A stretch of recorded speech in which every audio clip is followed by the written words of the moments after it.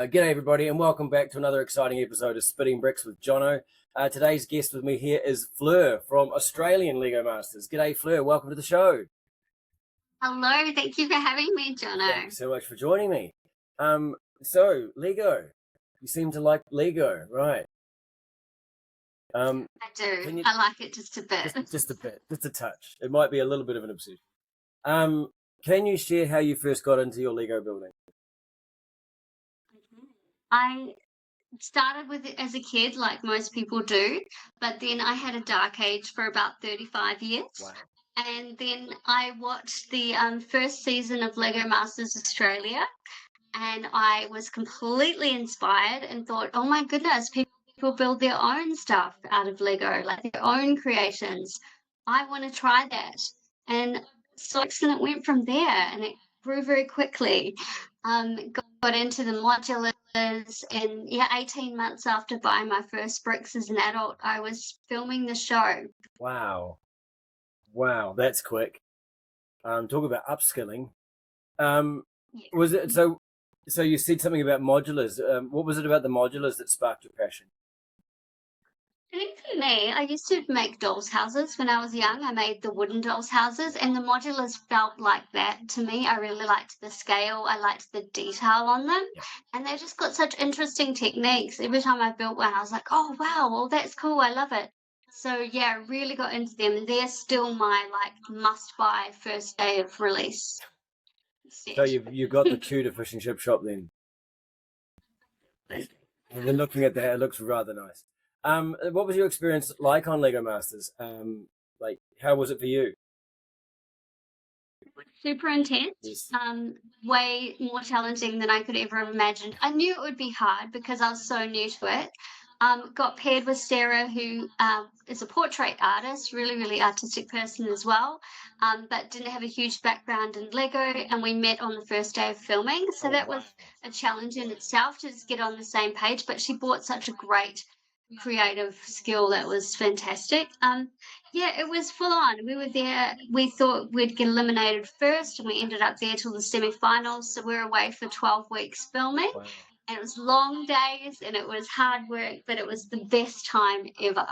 Loved it. Fantastic. So how did participating in the show enhance your view of Lego as a creative medium?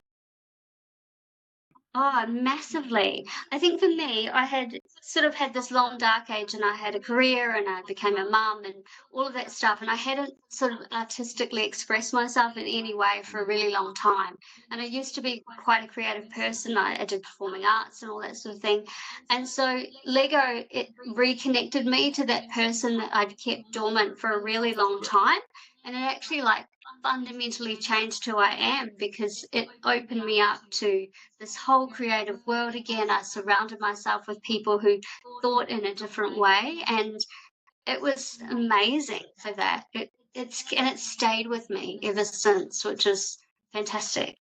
So I guess having 18 months of real experience before going on the show, how did the show influence your building style, and how has it evolved since then? Because it's been a few years now.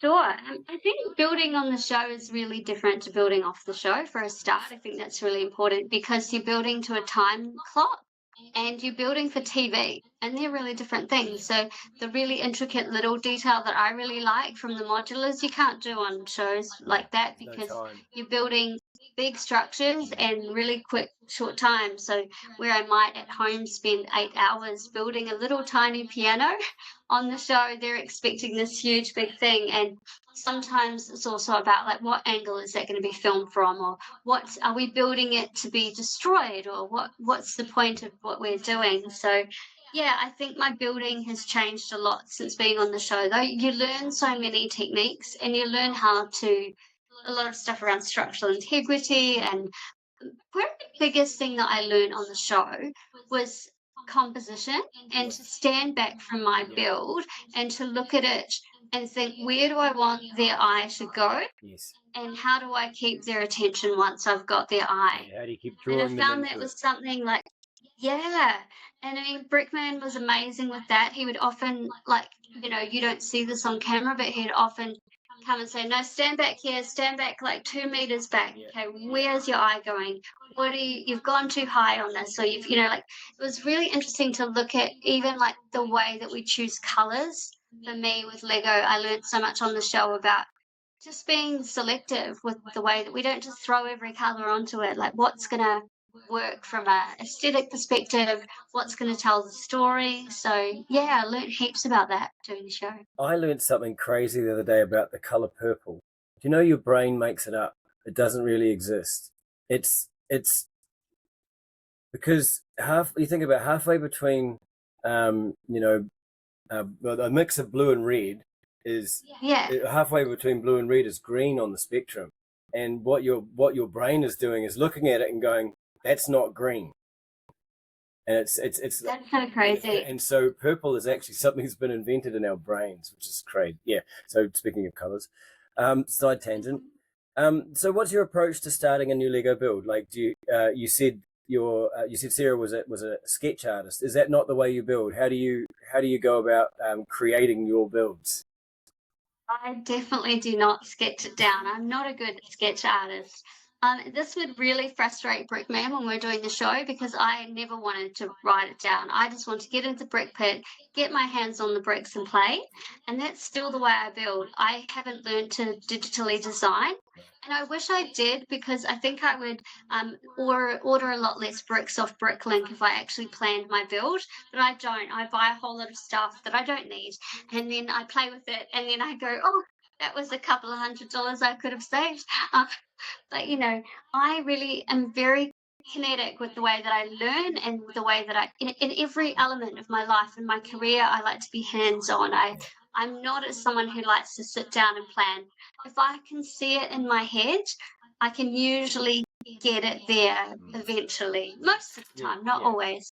But yeah, a lot of trial and error, which I know is not, maybe the best way, but it's my way, and it's more about Well, like the I process don't for know if there me. is a Yeah. best way.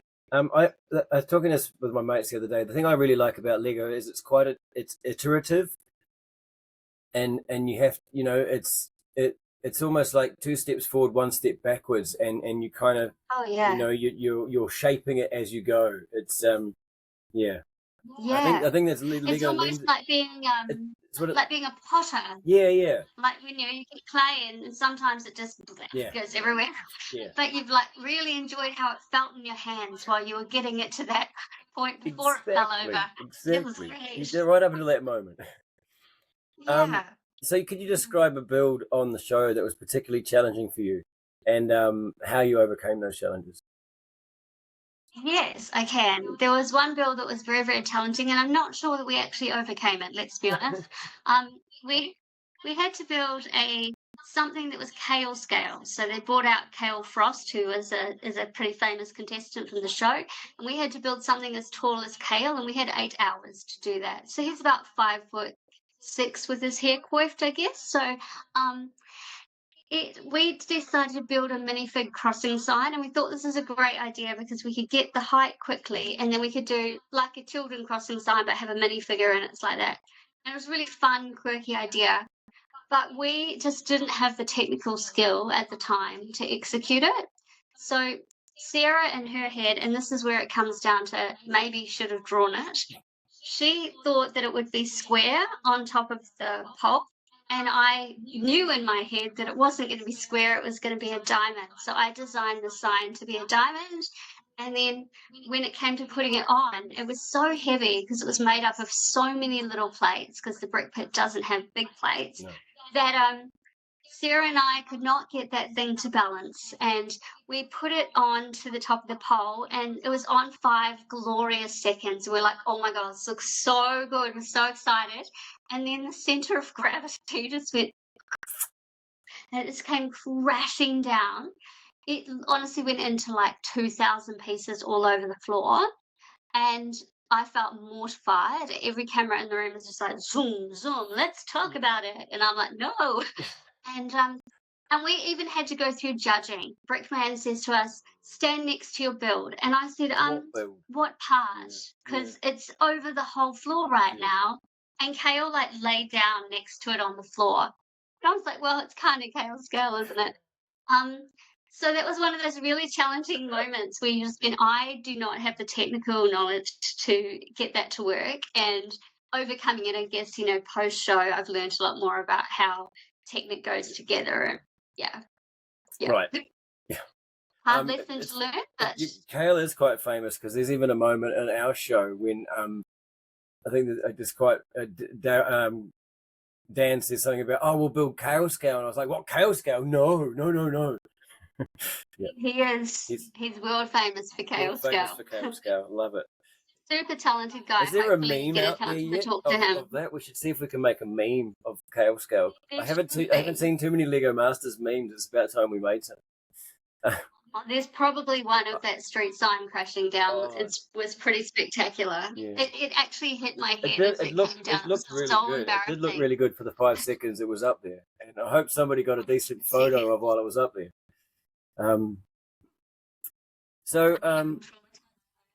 What inspires your Lego designs? Are you inspired by like architecture, nature, like pop culture? Like, what is it that you like to build? I I really do like architecture, and I do a lot of that kind of thing. I really like building food Oh yeah, because I replicas. don't know why, I just do. I just really enjoy it. And I always like the biggest thing that I learned on the show is build something you love. Yeah. Because if you're connected to it, it will be a better build and you'll be able to see your heart in the build.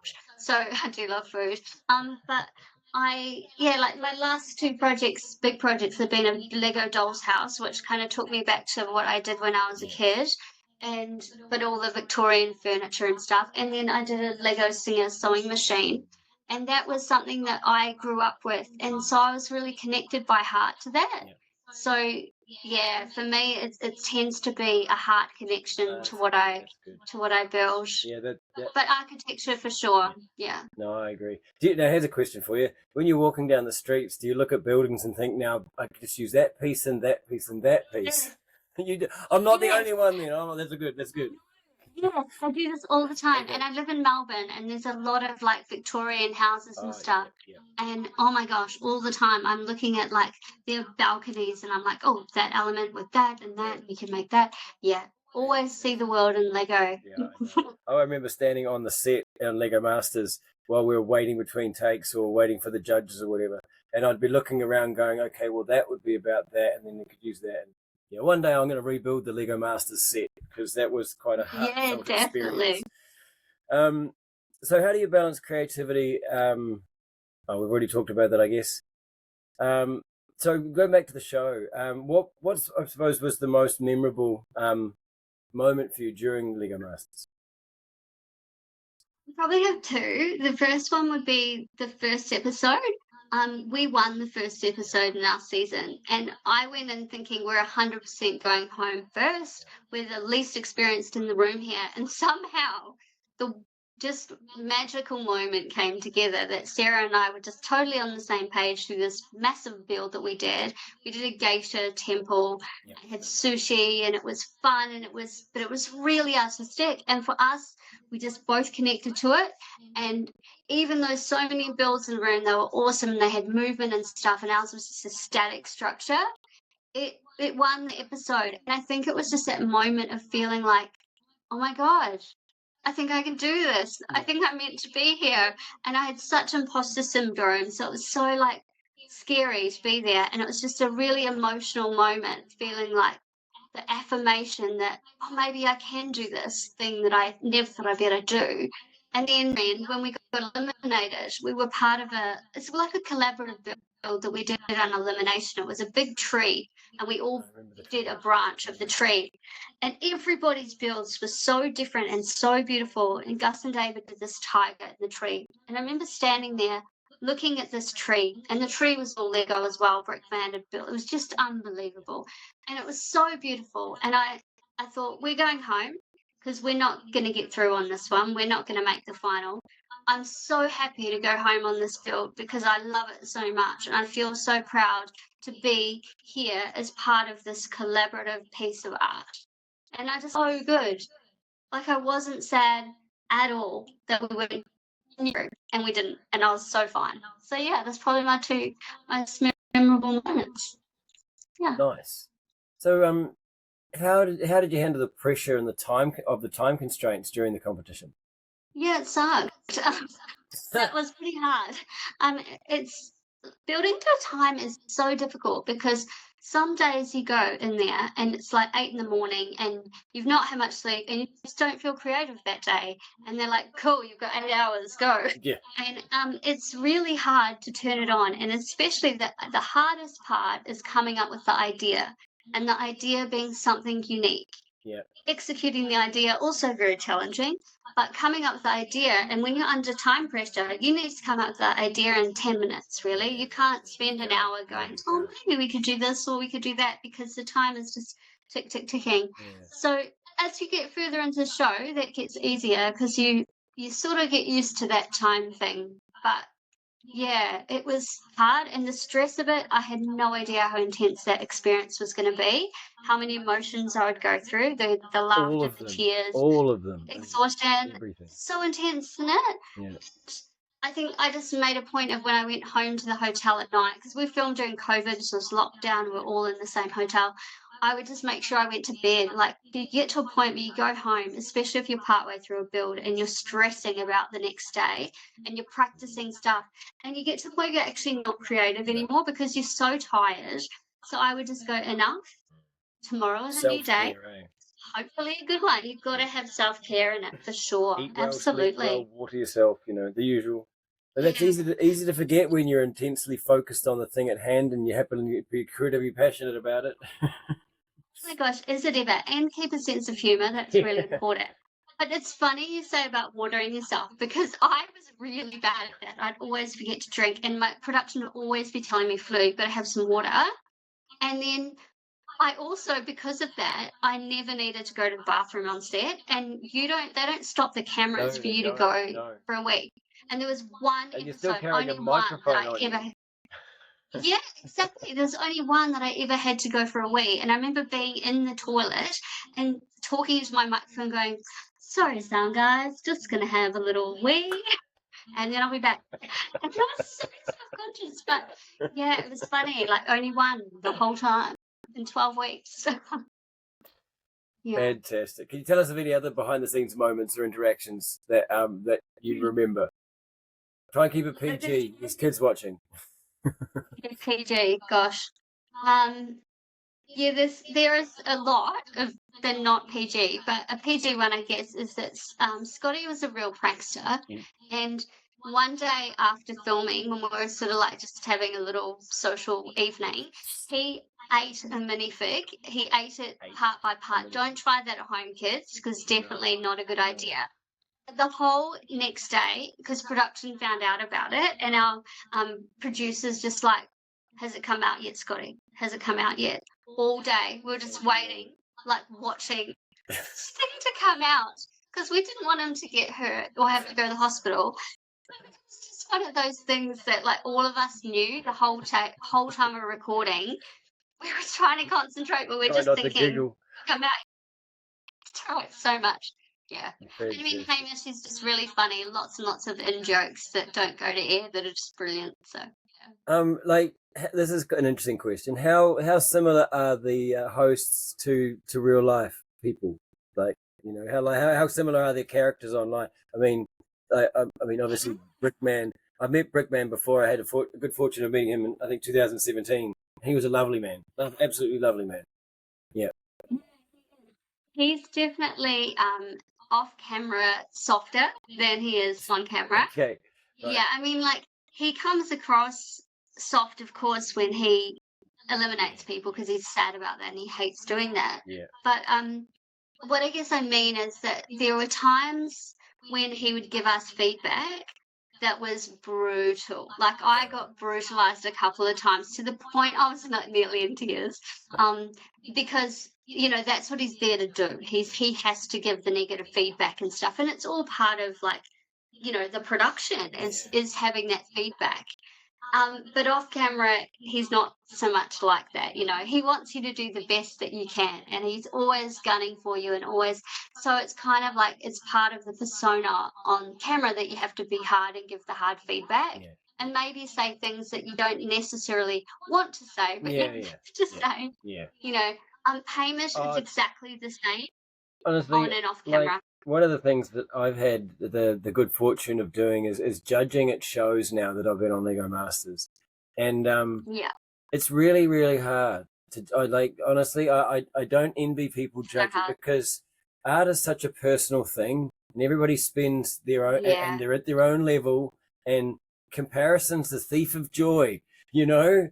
And I 100%. find it really hard, it's I don't It's envy the super judges on hard. that show, right? It's No, and then of course you add in the factor of you get to know these people over time because in on TV it's like an hour, but in real life it's three or yeah, 4 days. So you're actually getting to spend yeah, real time with these people around you, and so you do, and it's such a unique experience. Like we also it filmed during really is. lockdown. We were, but yeah, all the cast were wearing masks, and so we The had we same. had it was the and so only the cast was not wearing masks, and it was bizarre. It was like being in a whole different crazy world. It was so strange. The same. We Yeah, had to wear the masks till the second that we got on camera, yeah, and then it went back on straight away, and all the crew were in masks the yeah. whole time. Um, but The yeah, I masks mean, that we had Brickman. Lego Masters emblazoned on. Oh, love that. Love that. Yeah, definitely. Yeah, it's as intense for them. I think the host and the judge. Like Hamish is the most incredible professional. Yeah, He's so sharp, so witty, but so good at what he does and so intelligent. yeah, So he was and lovely off camera as well. We didn't spend as much time with him because he's like, super famous and busy. yeah. But very, very kind man, very, very good, really amazing at what he does. And Brian Brickman probably spent a bit more time with us, and post show, Yeah. we're still. I see him every time I go to Oh exhibitions. yeah, He's really kind and supportive, yeah. which is so nice. No, Yeah. that's awesome. So the impact of Lego. How has Lego impacted your life beyond the show? Um, how has it influenced your career and your life? Yeah. Well, I mean, I work in conference management, and that's very, very intense and busy in itself. So for me, Lego's mindfulness. It's my way of de-stressing, taking my mind away from what I have to do in my career, and it's also something I do with my son, and it's a really beautiful thing that we bond over. I run Lego Club at my son's school, and we have a pretty small school there, and about a quarter of the school that come to Lego Club every fortnight. And that's awesome for kids who maybe don't have that opportunity to express themselves. It's super cool. Um, I also I'm obviously hugely involved in the adult fan of Lego AFOL community, doing exhibitions 4 or 5 times a year. So it's opened me up to that whole community of people, which is amazing.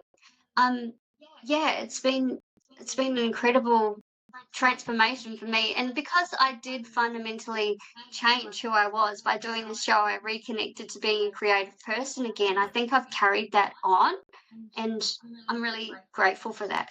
No, Yeah. good. So what role do you think Lego plays in fostering creativity and problem solving in children and adults?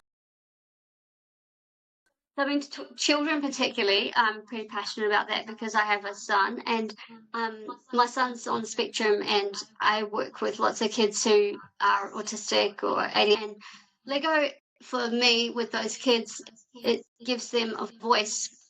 Sometimes those kids find it harder to communicate in other ways, or written, or um, maybe talking to you, they don't find as easy, but you put them in front of Lego, they can tell a story, and then they're connected to that, and then they'll have this whole way of communicating through this artistic medium, and I think it's so powerful. I think it should be in every school. I feel so strongly about how it can help kids to yeah, speak and tell their stories and think in a different way, because it makes you think artistically, it makes you think outside the square. And a lot of kids who are autistic and stuff, they very black and white in the way they think. Then they get with Lego and somehow they can think outside the lines, and Yeah. it's so cool to see. And also in the adult community, you go to one of these Lego exhibitions that I exhibit at, and 90% of the people there are very, very introverted people who are incredibly good at Lego, way better than me, but they were on camera or doing a show like Lego Masters. But it's their place where they can sit down and feel comfortable among their peers to share this passion that they have, and they'll talk for hours about it, and it's so cool. So I think Lego is so much more powerful than you probably even realize. You know, people say, "Oh, it's a toy," but it's actually not. It's so much more than that. It's a Yeah. language. One of the guys I used to It is write with very on the Brothers Brick, he said to me, it's a language. He said, like, bricks are like little words, and you put them together and make sentences. You put those together and you make paragraphs, and before you know it, you've got a story. And it's true, and it's a beautiful language that everybody can speak. And it doesn't you don't have to share the same, you know, intellectual language. And I think it uses a different part of the brain.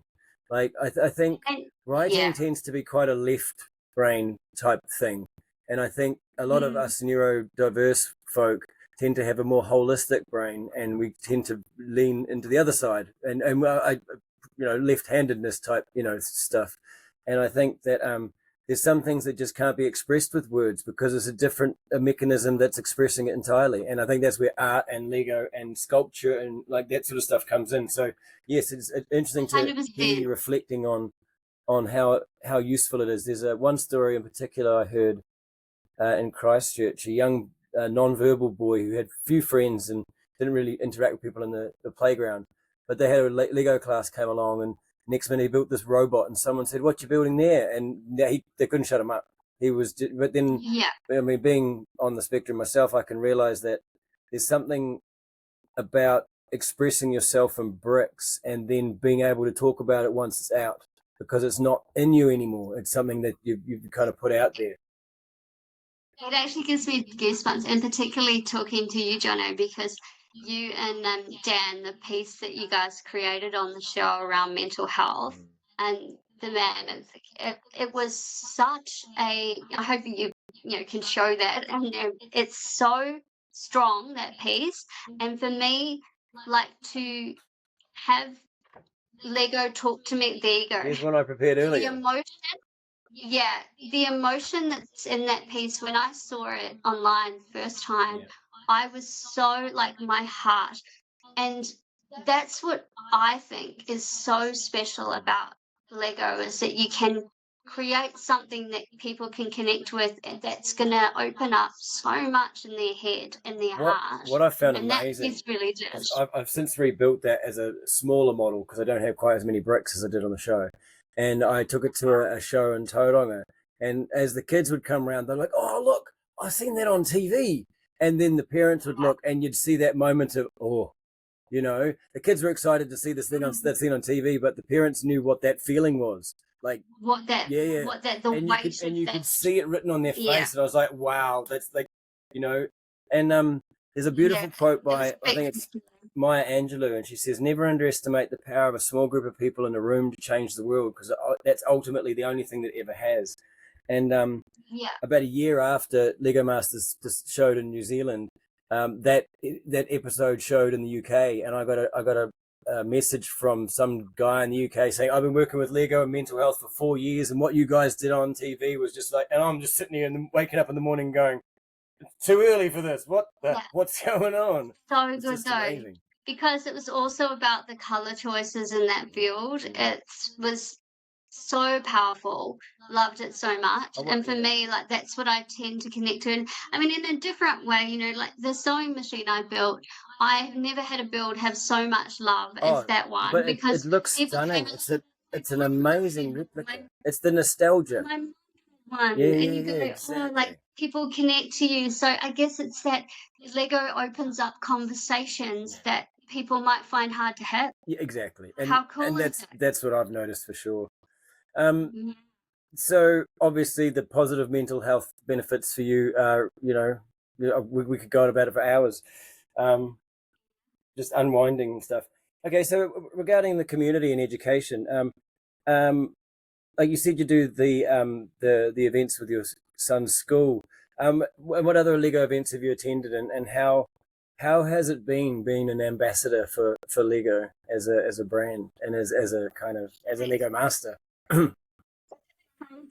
Like, because we filmed in COVID and there was like lockdown in Melbourne for a long time, it wasn't till probably a year later that I kind of was at a convention and suddenly we had 20,000 people through in a weekend, and Wow. I literally didn't have even a second, I didn't have people coming up to me, and it was so weird. Wow. You're like, because I'm just the most normal human you'll ever meet, and it was so weird that these people were like, some kids couldn't even speak. They were No, so no, like, that's "Oh just my yeah, goodness, I can't believe it's you," and you're yeah, like, yeah, "Okay." yeah. Um, so it is really that's really overwhelming, but beautiful. Stunning, yes.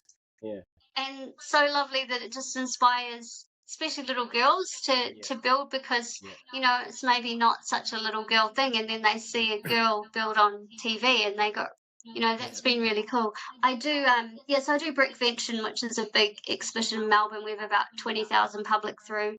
I actually did Chicago. I went to Brick World in Yep. I'd like 2023. I'd like to go there.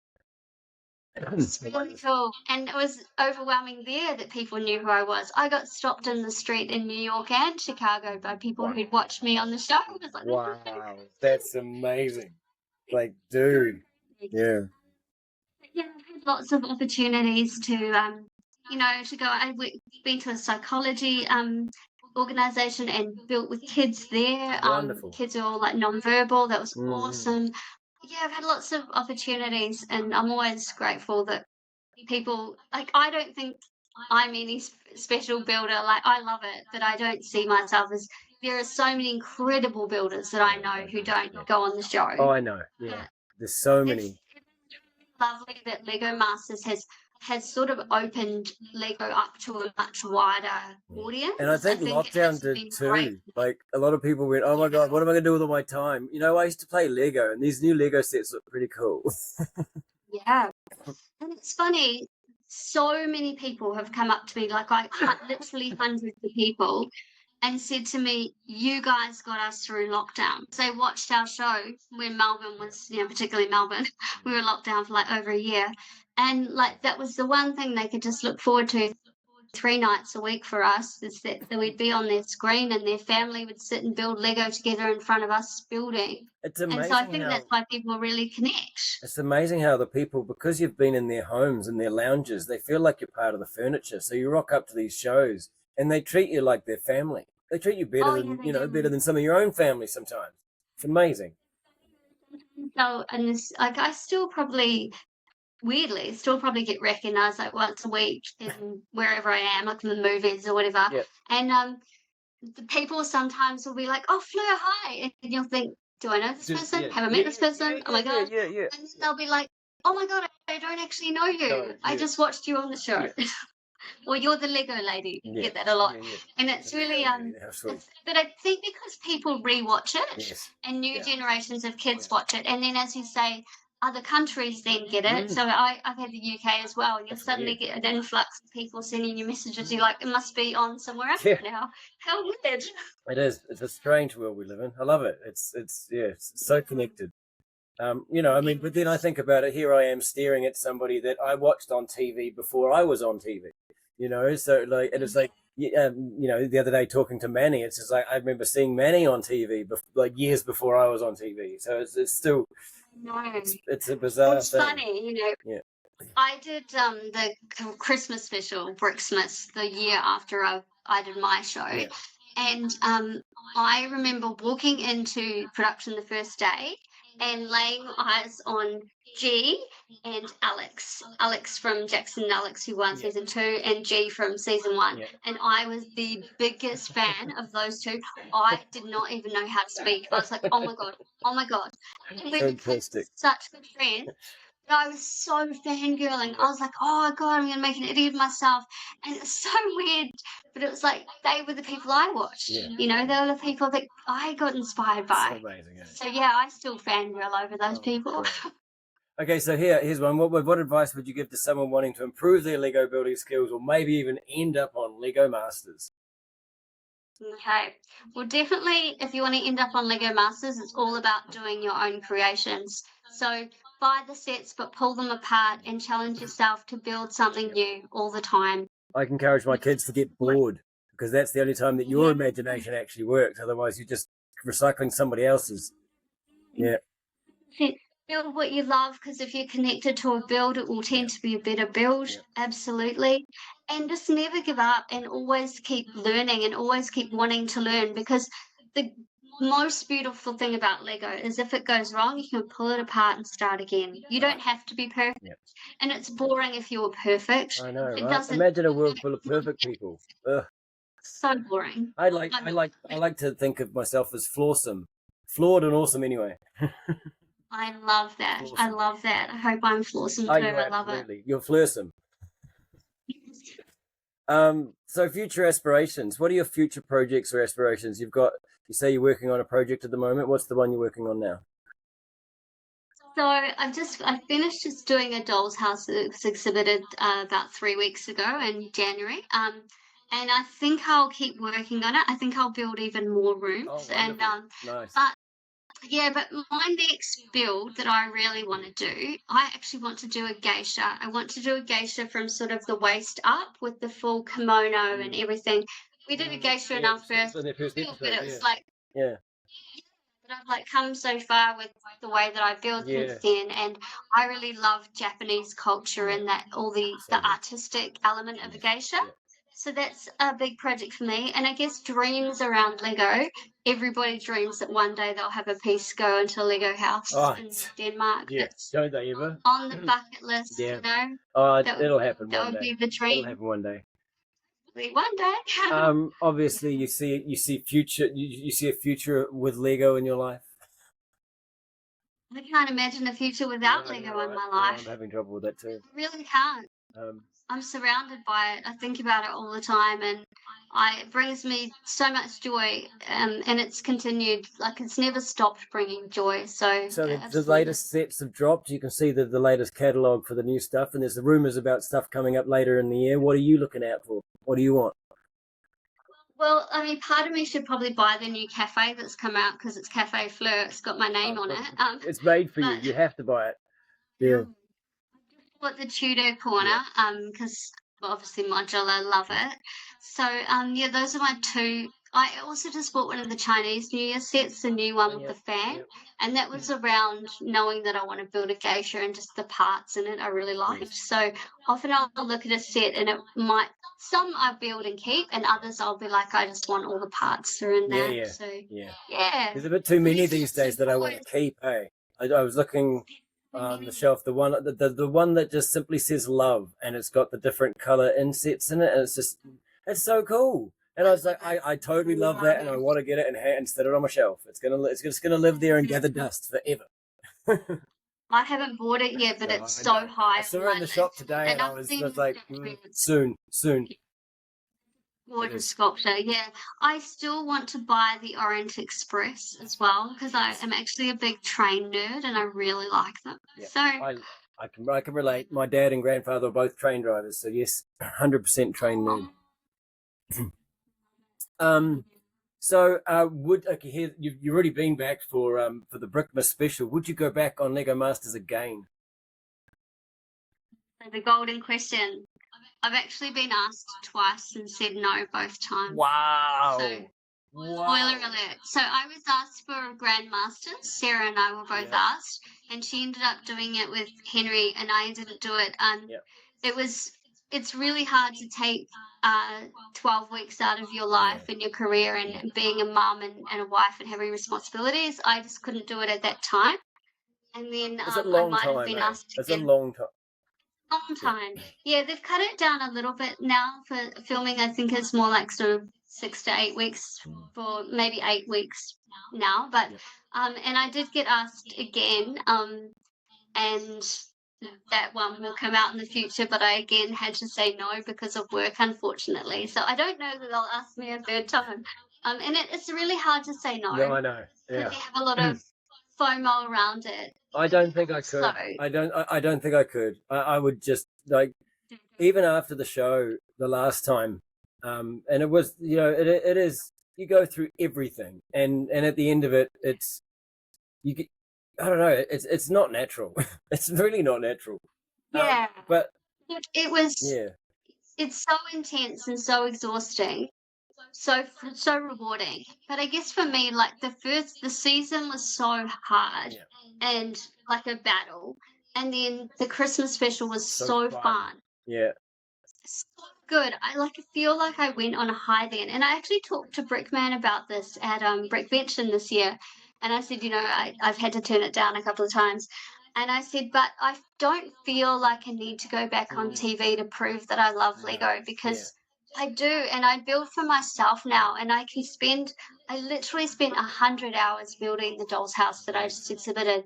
Well, I could never do that on the show. So I feel like I've ticked that box and I feel so grateful for it, but I don't feel like I need to do it again, Fair you enough. know?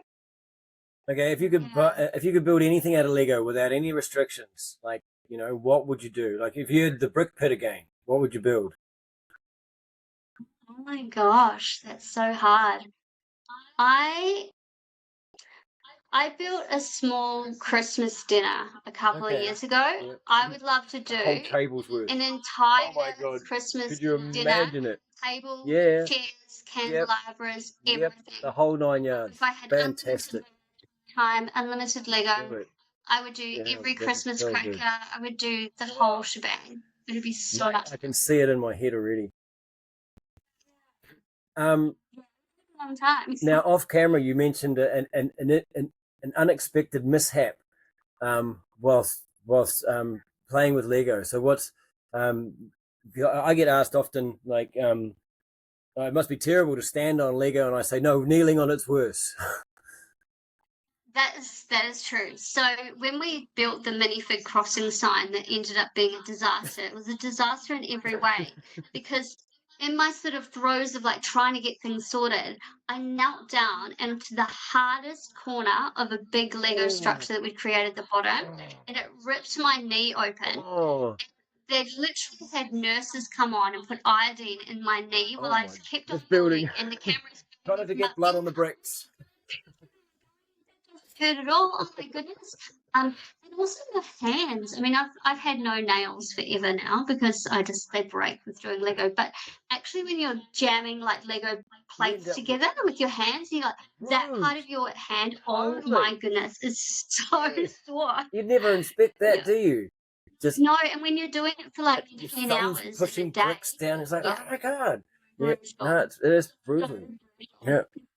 Ah, the first world problems, right? They are. They are brick pit Okay, one problems. last question and then I'll let you go. Is there a Lego set or build from your childhood that you wish you still had or that you remember very fondly that you do still have? I don't have anything from my childhood.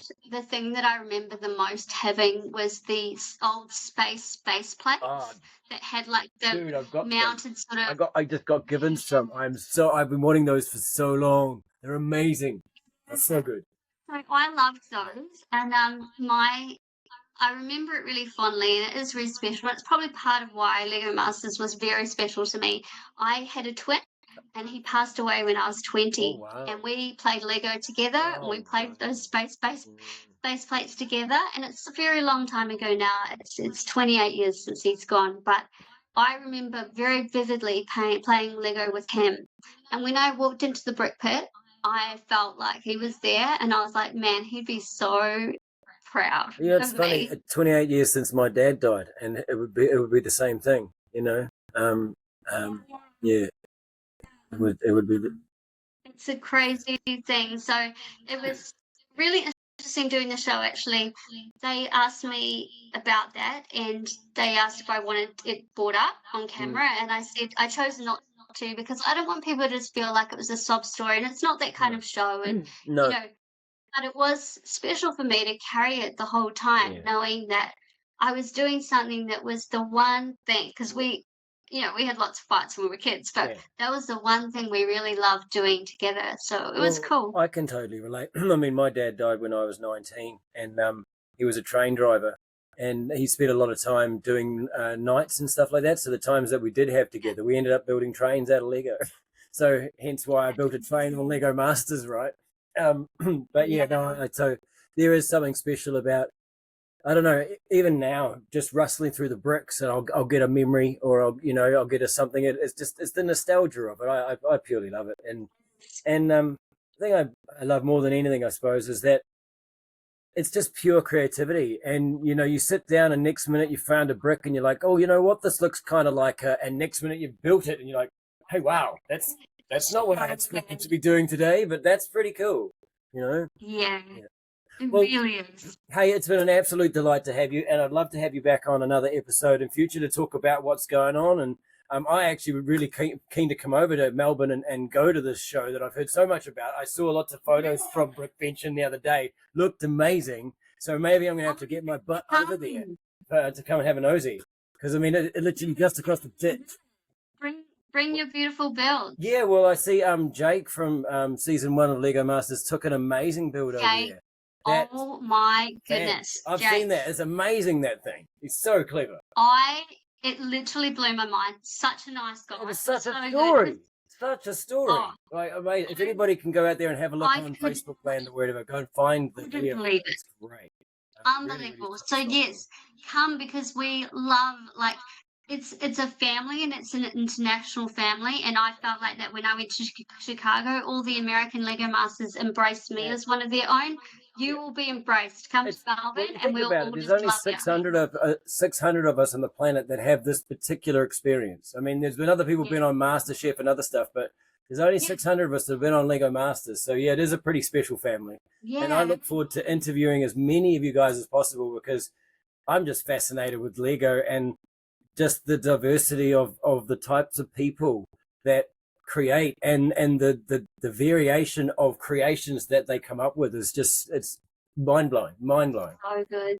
Anyway, well, thank you very much for coming. It's an absolute delight having you. And I look forward to seeing you on the next episode. Love it. See you later.